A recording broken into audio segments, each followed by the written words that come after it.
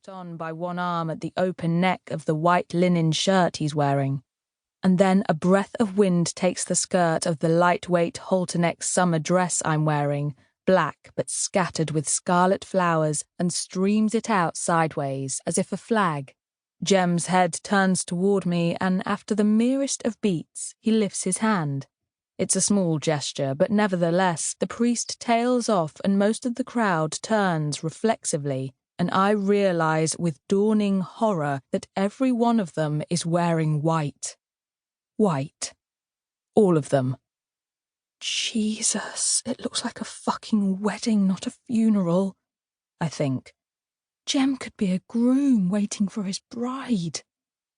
A wave of nausea swells inside me. I stamp it down ruthlessly. This is not the time to fall apart. I force my shoulders back against the weight of all these pairs of eyes and walk deliberately down the last few steps, ignoring the mutters I can already hear. My scandalous black and scarlet cutting a path straight down the aisle, which is thankfully paved by wooden slats. White linen shirts, white sundresses, white wide-legged beach trousers. How did I miss that detail? There are 1 or 2 pairs of pale beige tailored shorts, but other than that, everything is resolutely snowy. Behind my sunglasses I'm searching for Bronwyn, or Duncan, who will surely be near the front.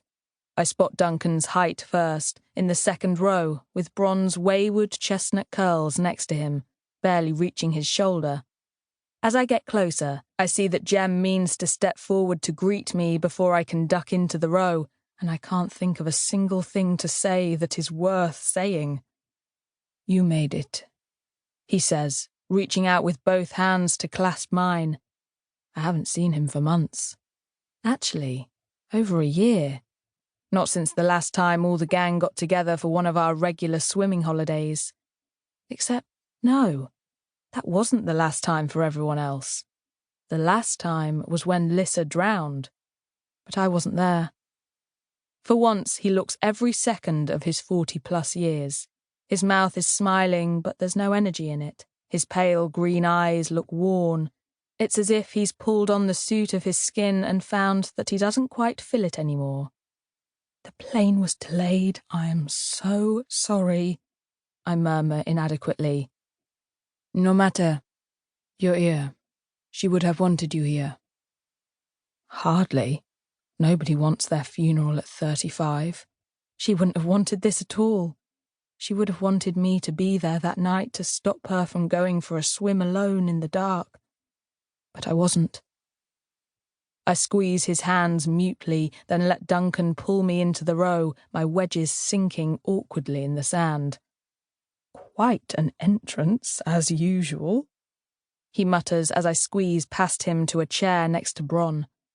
Her eyes are puffy, but then all of her seems puffy. I can feel the give in her waist as I slip an arm around her and pull her against me. There's been gradually more and more of Bron over the half of my lifetime I've known her, and less of Lissa, and now there's nothing left of Lissa at all. Bron catches my eye as the priest starts up again. "Making a statement," she murmurs quietly, gesturing at my dress. What on earth would that statement be? I didn't get the memo.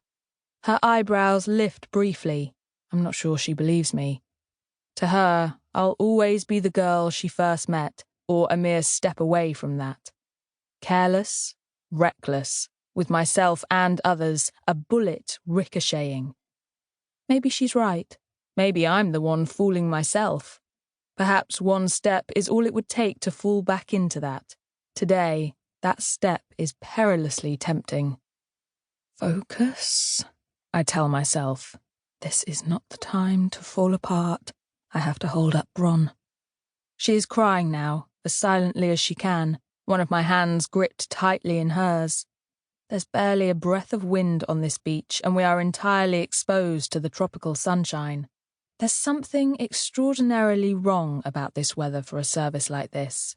It should be cold, bone-piercingly so, but instead I can feel a dampness where Bron's forearm touches mine, and it's possible those behind me can see a sheen of sweat on my